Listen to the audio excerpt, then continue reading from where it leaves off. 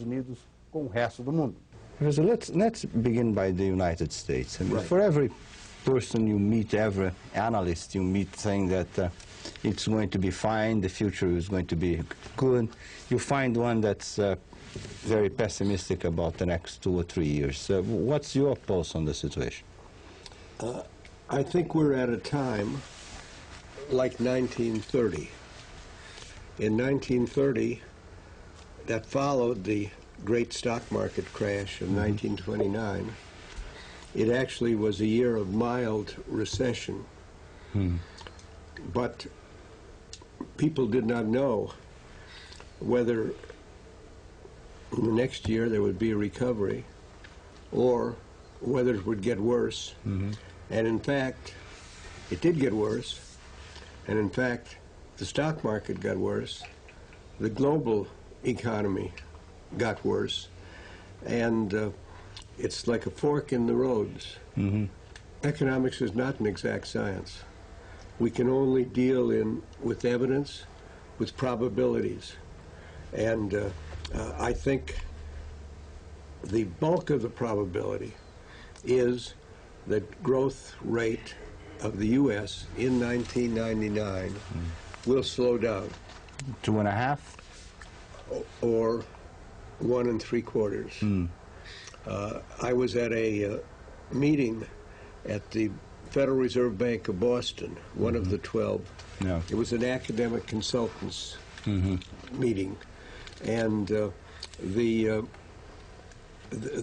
tone there was not dramatically frightened, but it was thought that there would be a slowdown in, particularly in the manufacturing sector. And the reason for the slowdown would be? Would be, in an important way, that the exchange rate depreciations abroad, particularly in the wake of the Asian financial collapse, has made costs very competitive. And we see that already in our balance of payments. The United States is turning out to be a very good neighbor. We are absorbing a tremendous amount of exports from abroad. You would have been surprised 50 years ago to believe that this could have happened without protectionism. And moreover, we've been a better neighbor in this regard than Europe has. The European market is somewhat open, but not in the way that the American market is. But so that's one part of it. Now, that's bad and it's good. It's good because it helps us on any inflation problem. The prices are kept down by plentiful supplies from abroad. It would be bad if a 2%, 1.5% rate of growth were to go down to a 0% and we were to go into a recession. But we think that the Federal Reserve has weapons. It has the credit policy weapons. It knows how to use those weapons. And under the last two chairmen of the Federal Reserve, Paul Volcker and now Alan Greenspan, the Federal Reserve has actually used its powers. That's not true of the Bank of Japan. They've had a whole decade of stagnation. It was always, in their case, too little and too late. Now, but it's a different economy. It's much. I think it's harder in Japan for the Federal Reserve to do the change that the power that the Fed has here is. Well, right now, the Bank of Japan has no power because the interest rates are so very low. A quarter of 1%. It reminds me back to my student days in 1938, when the U.S. Treasury bills had a yield of 3/8 of 1%, or 3/8 of 1%. And we were in what was called a liquidity trap. If a central bank, like the Bank of Japan, does not do the right things promptly and lets things get worse and worse, you could get into a similar situation. But our interest rate now is in the 5% level, and so there's still room for action. But let me make an important point. I never talk as an American patriot. I don't say America is so big, so beautiful, so wise that things can't happen here. I'm always learning lessons in Thailand, in Brazil, which I bring home to America. So there's no such thing as being too big to fail. And if we do not handle the situation properly, if we do what Herbert Hoover, as president, did in 1928 to 1933, which was? Which was paralysis of action, to believe that the capitalistic system has an automatic gyroscope which will stabilize itself. Now, you understand, you're talking to one economist. There are many economists like me, but there are economists who don't see exactly the way I do. So I'm sure if you were to talk to the late Professor Friedrich Hayek of Austria, you'd have to dig him out of the cemetery to talk to him. But you might go out to California, and the professor emeritus from the University of Chicago, Professor Milton Friedman. And I dare say if you were to ask him the same question that you're asking me, he would disagree with you. He would disagree, and he would say, well, all that the Federal Reserve should do is have an automatic pilot. It should not use its own discretion, its own intelligence, because politicians will always do the wrong thing. Now, I think that particular philosophy has worked very badly in the last few decades, and it's interesting that the last two Federal Reserve chairmen have been conservative individuals. Alan Greenspan is a very conservative man, but he also is a very well-informed person and also a very intelligent person, and he has acted. And Paul Volcker was the one who ended the rather serious recession of 1982 by acting. So in economics, you only get what you do. If the Japanese talk about recovery, that means nothing. Professor, 1930, that's the beginning of the first century. The U.S. was coming out of a crash and a huge depression. No, and the crash and the Great Depression are not the same thing. I'm sorry. One is an overture to the other. But you are the difference from the 30s is that you are now doing one, I think, the second longest period of prosperity. The first, the longest one was 61, 69. Well, we say it's the longest peacetime because in Vietnam War, the Kennedy was really longer. But we say, well, there was the escalation of the Vietnam War, and that doesn't count. Now, there's a difference, and part of the difference is what I've stressed: the changed ideology. We live in a mixed economy. I was born in a pure capitalist economy. First 15 years of my life, there were no unions, essentially. The president, Coolidge, before Hoover, he's the last president who would take naps in the White House. He was a very inactive, let the system run itself. Well, I think there's a great deal of evidence from economic history that the mixed society in which most of the business of the production of goods and the distribution of goods takes place under the market mechanism. Right. But with the government as one, a referee, rules of the road, and secondly, any pure market system will create two things. It will create, with all likelihood, great inequality. Yeah.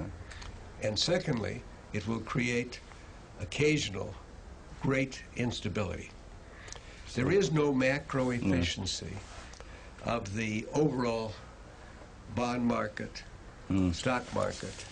It's without a rudder if it is left to itself. And self-regulation will not handle the problem. So the government has to be a strong regulator as well? The government has a function, and it's very wrong to discuss these things as if you were on the sport page of the newspaper.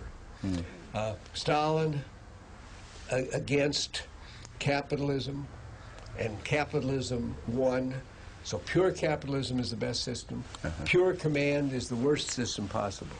That is not the way I look at the world. I look at the world as what is the golden mean of compromise between most of the decisions being done in the marketplace, done in terms of profit and loss. Yeah. Notice, I didn't say profit, because my teacher, Joseph Schumpeter, always spoke of capitalism as a system of creative destruction. It's very hard on the people who are losing their jobs when the system is adjusting to new inventions and to new situations. But if you don't allow those adjustments to be made, you will not have dynamic progress. And so I say, I can preach economics of the heart just because I use a cold head and I stick to the facts and work out what the most likely effect of things will be, using economic history as my guide, using the best economic theory we can find as my guide. I think wishful thinking will never run an economy. But a warm heart can be used to modify the worst excesses that would otherwise take place under the system I was born in. You talk about unemployment and poverty.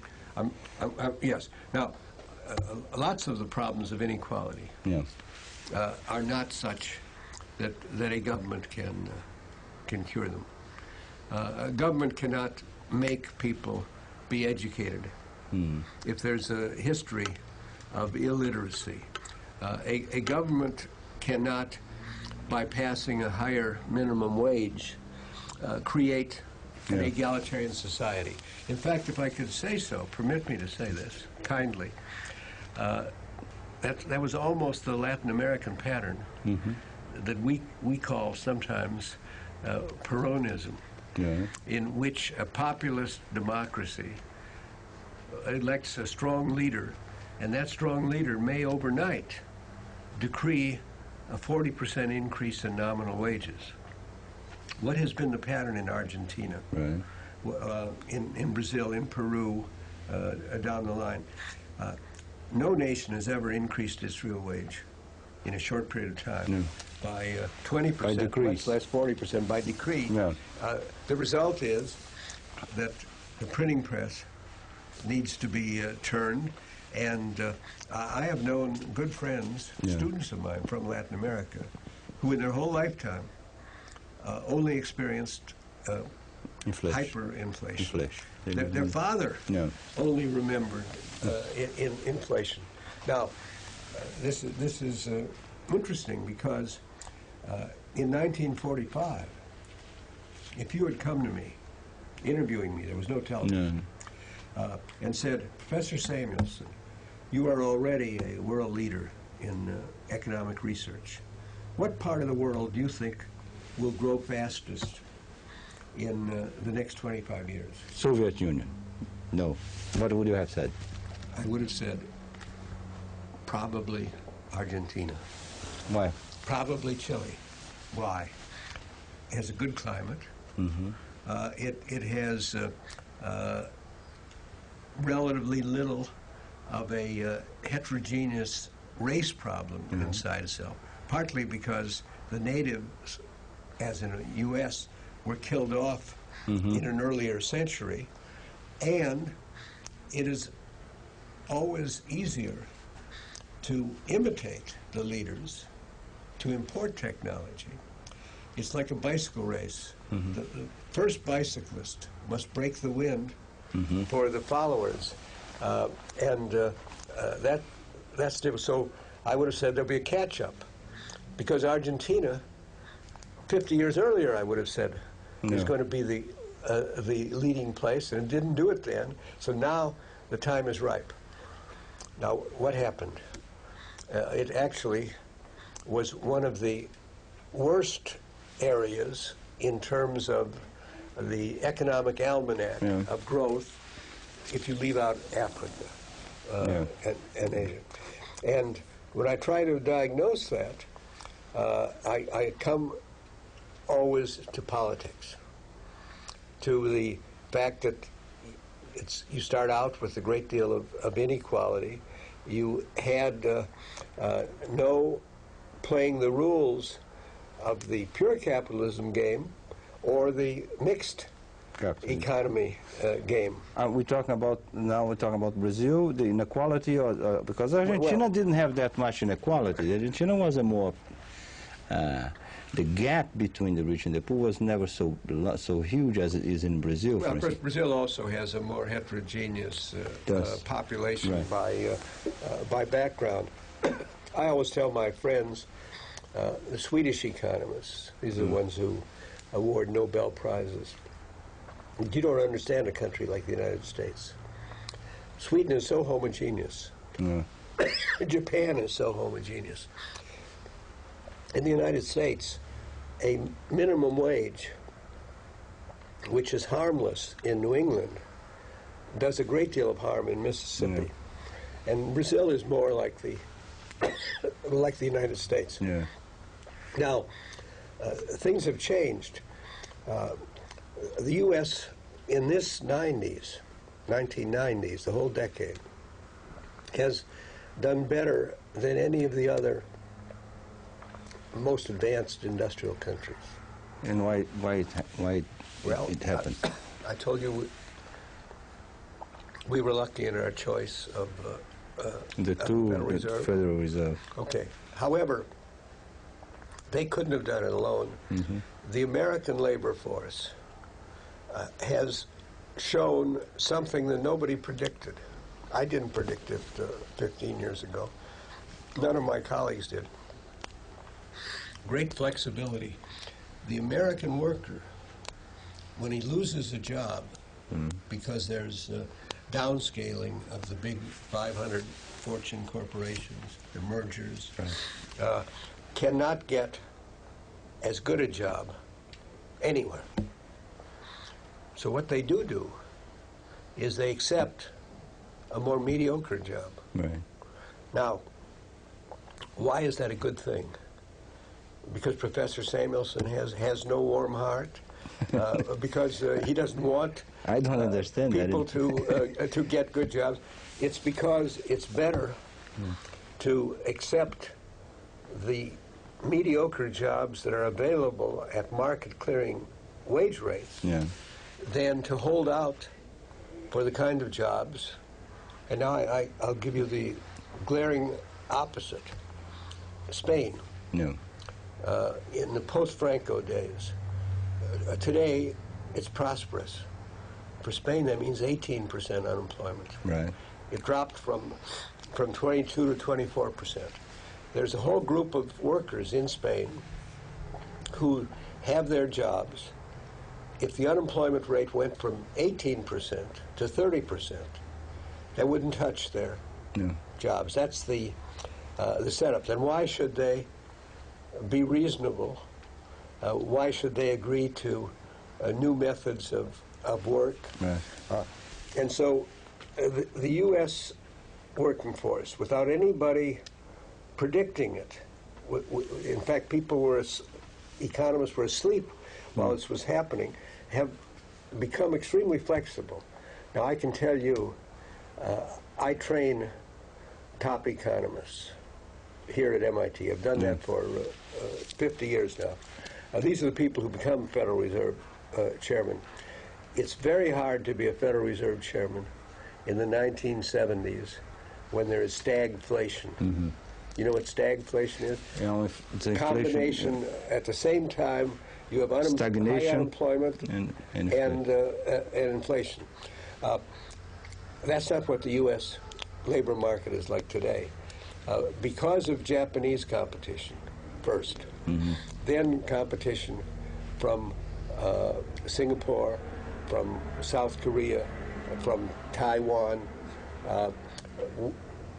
American workers realize if they hold out for very high wages, they might keep their job for 6 months, but that speeds up the rate at which that activity moves different place. Now, it's not just international, because I've been teaching in New England for almost 60 years. Right. And all the time that I've been teaching here, the south of the United States, which was the lower wage area, has been attracting first the textile industry, then the shoe industry, then the paper industry. So what's been happening abroad is also happening at home. Now, that's ruthless. You know, you're 45 years old, you've been in a job for 20 years, you've developed a certain skill, and suddenly, because two big firms merge, you're fired. Are you going to do nothing for the rest of your life from 45? I agree with you. It's not demeaning, but if a person who is 45 years old and has been on a job, let's say making $40,000, $50,000 a year, then he's forced to work for $12,000 a year, $15,000 a year. Sometimes, yes. So this, you think that? What I think is that it is better for the total economy, and it's better for the individuals in the economy to be realistic. And this is my point, it makes the job very easy for Chairman Alan Greenspan, because he used to always run into the, if he has just reduced interest rates 3 times. That's in order to keep our prosperity going. In the old days, that would have sent up inflation prices, and then he has to cut down. We're now going more than 80 months. We're talking in decade-length terms, whereas the old expansions used to last about 4 years, 4.5 years. They're now beginning to last 8 to 10 years. And the future is always longer than the present. A mixed economy often must undergo austerity for periods of time. Now, if that austerity is pointless, endless, and leads to nothing but heavy unemployment anyway, then you'll have the class struggle, and you'll have tremendous resistance. But the flexible economy is the way that the children and the younger brothers of these people who have lost their good jobs, maybe they were a little bit lucky to have had these very, very good jobs, they, with numerical literacy, so they can handle computers, that's going to be a very big division between two kinds of people. So, unfortunately, I don't want you to think that I'm describing utopia, because the new have-nots and the haves are based upon educational opportunity and educational handicap from the very beginning. That kind of stratification, if you're going to try to break it, requires flexibility, but it also requires compassion